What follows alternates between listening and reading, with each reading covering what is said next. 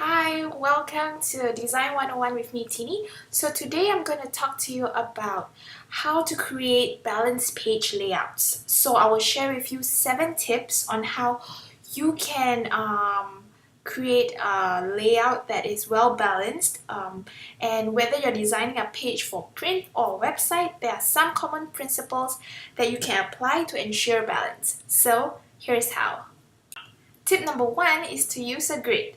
By using a grid to inform the position of different elements within a page or a poster design or whatever design you're doing, you create a connection between the different elements that make up your entire print project. So this can help provide a sense of order to your layout, organization, and providing the reader with the clear structure with reference to fall back on. So this is very important because when all your page elements have a feeling of connecting to one another, the overall effect feels more comfortable to the reader and helping putting them at ease, as well as you facilitating their access to the important content. Tip number 2 would be choosing a single focal point. So one of the most effective ways to provide a point of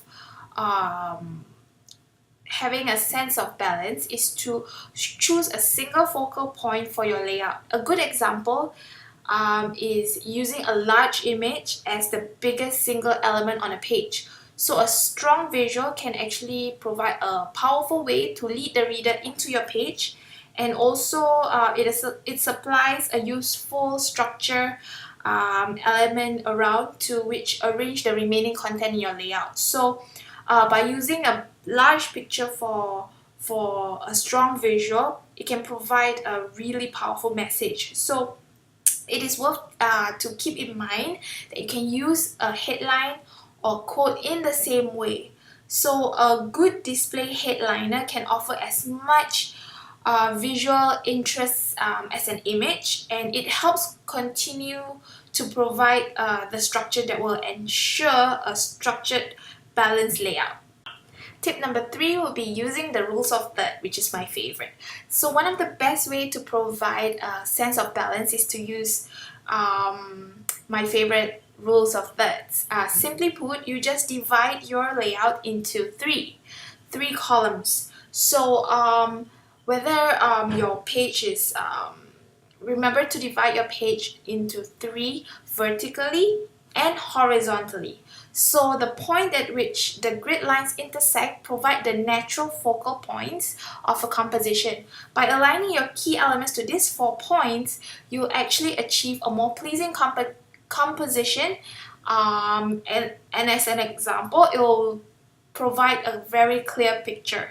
So in itself, the rules of third won't magically provide your layout with balance, but it helps extend the principles that is easy to use, so that it helps adjust to the balance of your layout. So a common approach is to place the most important elements in the upper third and the primary focal point to match the intersection, and the least important at the lower third of the layout. So yes, hope it helps.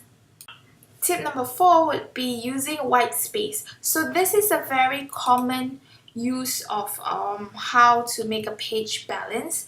It is common to make use of every single bit of white space on a page and stuffing in content until every gap has been filled. So by using the white space, it actually provides plenty of breathing room around the page or your print job, and it can actually allow elements to feel more composed and balanced. So by using negative spaces works best when you have a clear structure, and then it helps anchor all the content together. So it sort of like creates an invisible grid for yourself, but by using white space can also risk of having a disconnection between page elements, so you would not know a clear structure balance until you actually try it out and test it on a live platform. Tip number 5 would be repeated design elements. So repetition of design can be useful and help provide a strong sense of connected design and balance to a composition.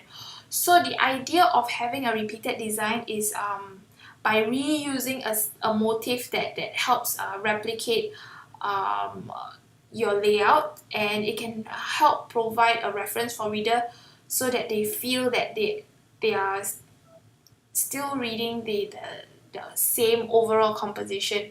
So you can use this technique to provide a focal point for your design while maintaining the overall balance. Point number 6 would be using hierarchy.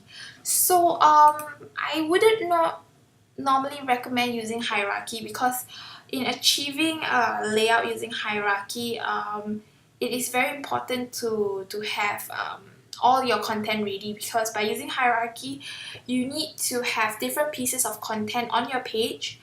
For example, a headline should most always be more visually important than the paragraph content.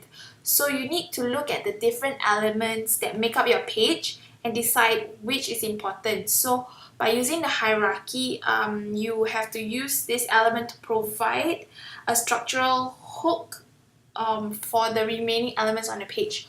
So this requires a lot of design background and experience. The last tip number 7, would be using scale, contrast, and harmony. So the use of scale can be very effective for achieving a good visual balance in your layout. By making some elements larger than the others, a sense of order and hierarchy will emerge. So this helps create a comfortable layout because viewer will automatically look at the larger elements and working their way down. So this helps progress through smaller elements as they read from big to small. So this principle helps to work when you work with increased contrast. So you isolate elements that is the least important, and it provides a way into the page. So by scaling and contrast, this approach helps when you apply to one element only. So do not use it for all over your page, then you will not create a balance. So by using scaling and contrasting, you also need to use harmony to make the other elements feel connected and really addresses the focal point, which is the main message you want to convey to your intended audience for any print project or even your website. So I hope all these tips has been helpful for you, and if you use any of the techniques that I've mentioned when creating your own page layouts, please let me know. And if I've missed any of your favorite techniques that I did not mention, please let me know and what you think, and leave your comments down below.